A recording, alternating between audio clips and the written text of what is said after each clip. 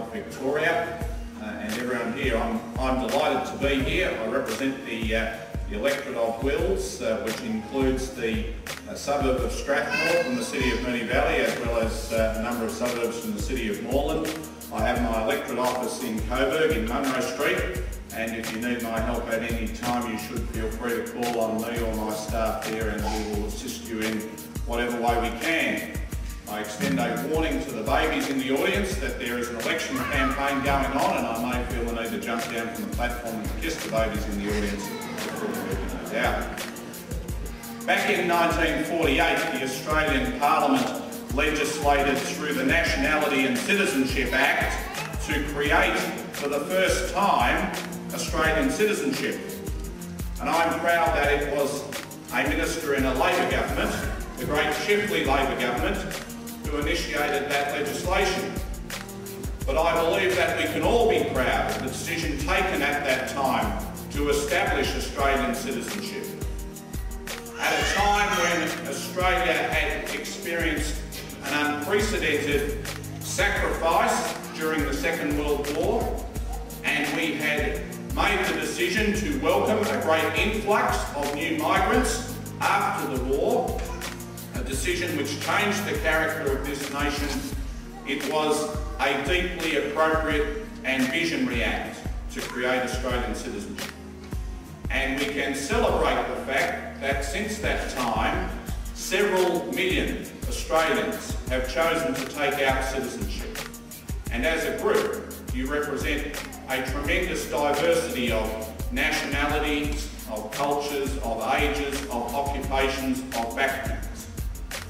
And you have brought different skills to this country.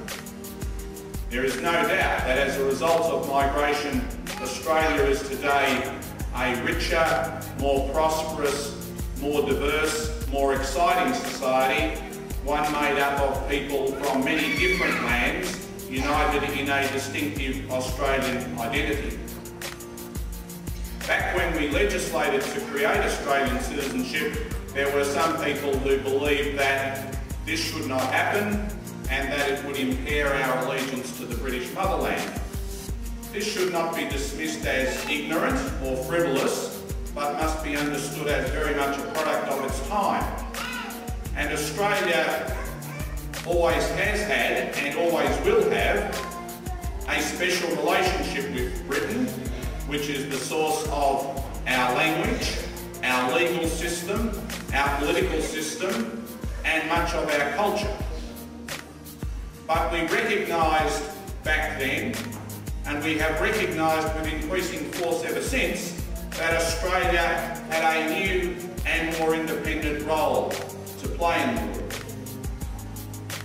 I encourage you tonight to embrace Australian citizenship, but I also encourage you to think of yourselves and continue to think of yourselves as citizens of the world.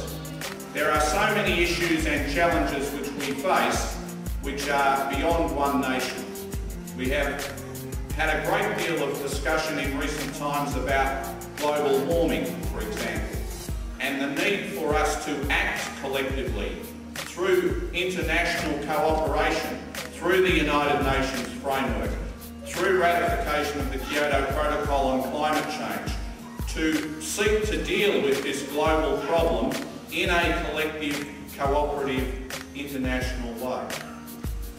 I know that many different paths have brought you to this point in your lives, and I welcome you as fellow citizens, and I wish you well in all your future endeavours.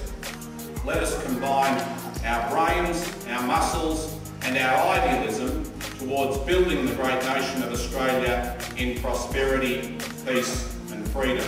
Thank you.